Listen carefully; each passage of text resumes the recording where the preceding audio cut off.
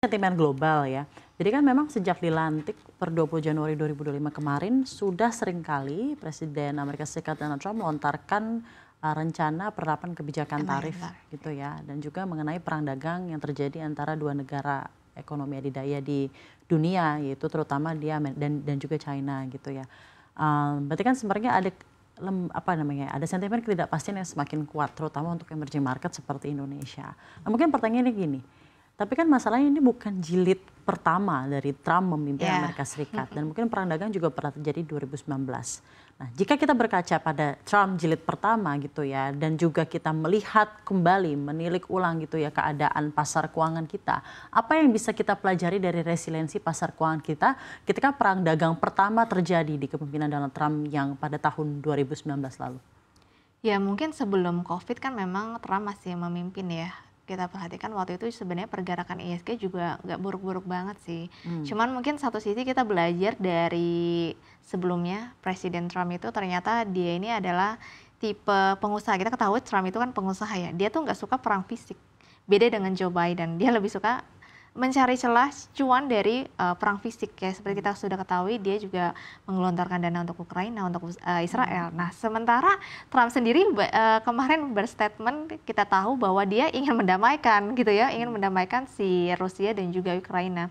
Karena memang saya melihat Trump ini fokus terhadap potensi-potensi cuan tapi yang bisa dibidik dari perang dagang justru bukan dari perang fisik ataupun jual senjata. Nah, kita ketahui kan sekarang Trump ini memberlakukan tarif tentu saja jauh lebih tinggi dibandingkan era dia sebelumnya ya. Terutama untuk 3 negara importir AS terbesar itu ada Meksiko, China dan juga Brazil. Nah, kalau ngomong-ngomong apakah bagaimana nih kita mensiasatinya?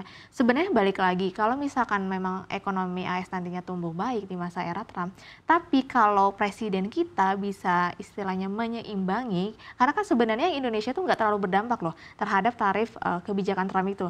Kita nggak masuk di 10 negara terbesar untuk impor ke US ya, jadi sebenarnya kita nggak terlalu berpengaruh. Mungkin berpengaruhnya itu secara tidak langsung ketika barang-barangnya China ini nggak laku ke US. Jadi mau nggak mau pasti barang-barangnya China itu nanti banjir lagi di tanah air. Ketika banjir lagi, otomatis tentu saja seperti sebelumnya yang terjadi PHK, kemudian banyak pabrik-pabrik yang tutup gitu. Jadi memang imbasnya nggak secara langsung. Nah harapannya ya presiden yang baru bisa memiliki kebijakan-kebijakan bagaimana nih untuk tidak memakai barang-barang impor terutama dari China. Jangan sampai tahun 2024 terulang lagi banyaknya PHK, pabrik tutup terutama di segmen consumer untuk retail gitu ya.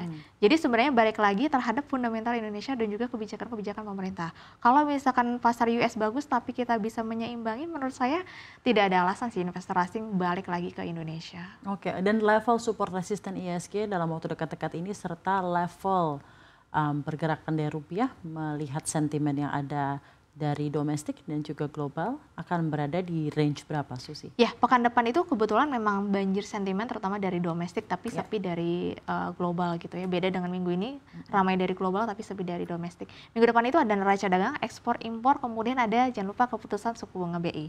Kalau saya melihat potensial di minggu depan ini bisa lebih volatile, nggak menutup kemungkinan bisa balik lagi di level 6.700. Karena seperti yang saya bilang, sekarang tuh ISG itu sudah di area jenuh jual, harusnya sudah mulai tanda pembalikan dan bisa balik lagi seenggaknya menyentuh level 6.700 hingga 6.800. Begitu juga dengan rupiah, indeks dolar itu turunnya sekarang sudah level turun terendah dalam beberapa minggu. Jadi menurut saya ini adalah waktunya rupiah juga kembali rebound ya.